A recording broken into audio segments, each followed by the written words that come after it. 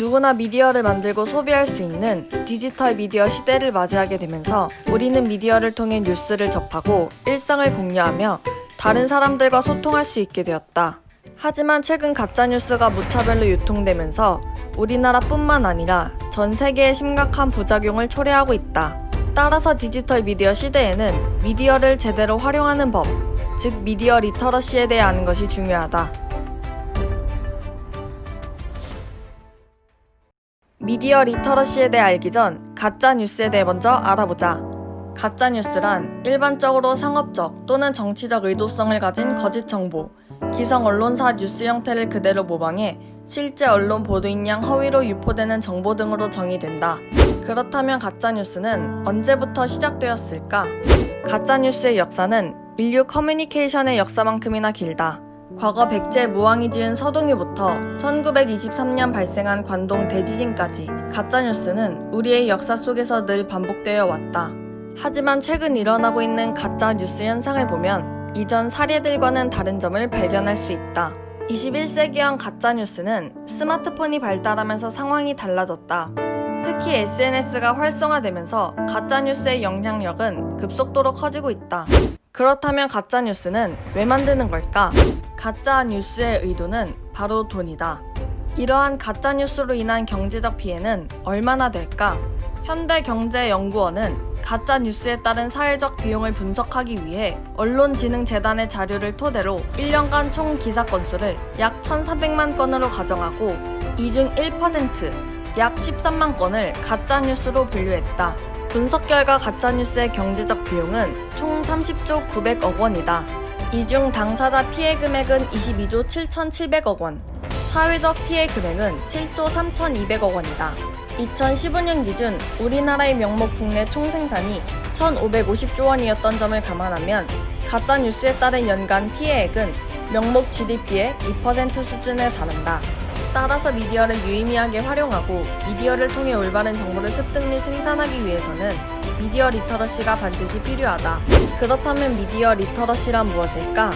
미디어 리터러시를 알기 위해서는 먼저 리터러시의 뜻을 아는 것이 좋다. 리터러시는 글을 읽고 쓰는 능력으로 글을 통해 정보와 지식을 수용했던 과거엔 책, 신문 등 종이 위주로 지식이 공유되며 리터러시가 큰 의미를 가졌다. 지금도 책을 읽고 글을 이해하는 것이 중요하지만 현대에는 글과 문자가 보편화되었기 때문에 정보 습득의 수단이 디지털 미디어로 변화하였다. 현재 디지털 미디어 시대를 살아가는 우리에게는 단순히 글을 읽고 쓰는 리터러시를 넘어 새로운 능력을 갖추어야 할 필요가 있다. 그러한 능력이 바로 미디어 리터러시이다. 다시 말해 미디어 리터러시란 미디어를 올바르게 이해하기 위해 미디어가 가진 다양한 메시지를 분석하고 평가하며 의사소통할 수 있는 능력을 말한다. 그렇다면 가짜뉴스에 속지 않는 감별법 3가지로는 무엇이 있을까? 첫 번째, 명확한 출처가 있는지 확인하라.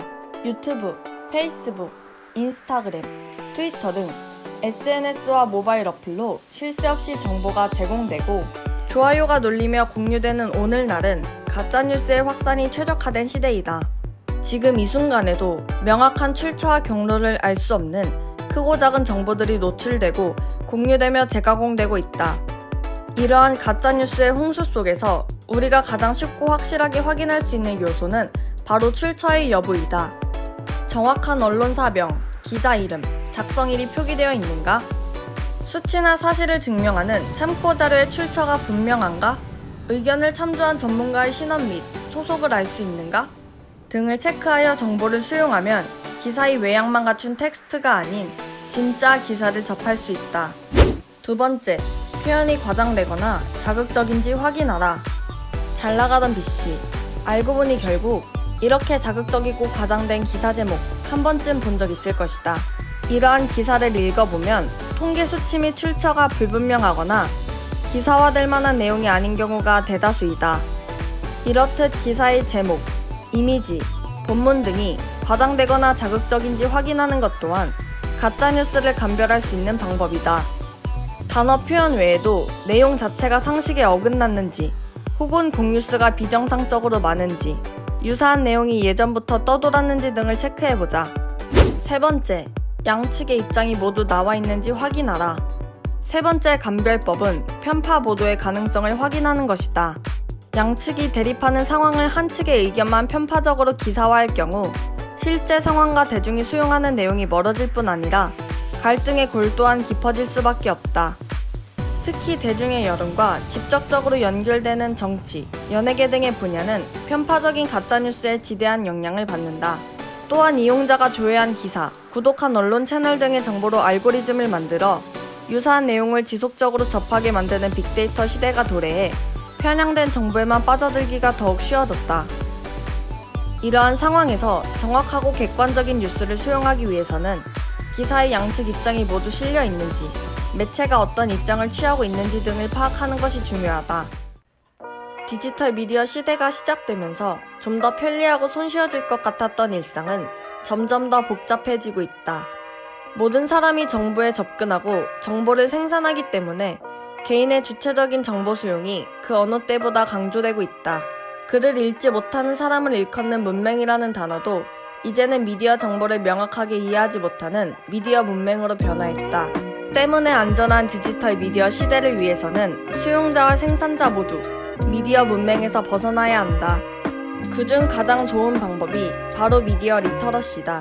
미디어 리터러시의 의미에 대해 깊이 생각하고 실천할 때 우리는 비로소 디지털 미디어 시대를 주체적으로 살아갈 수 있을 것이다.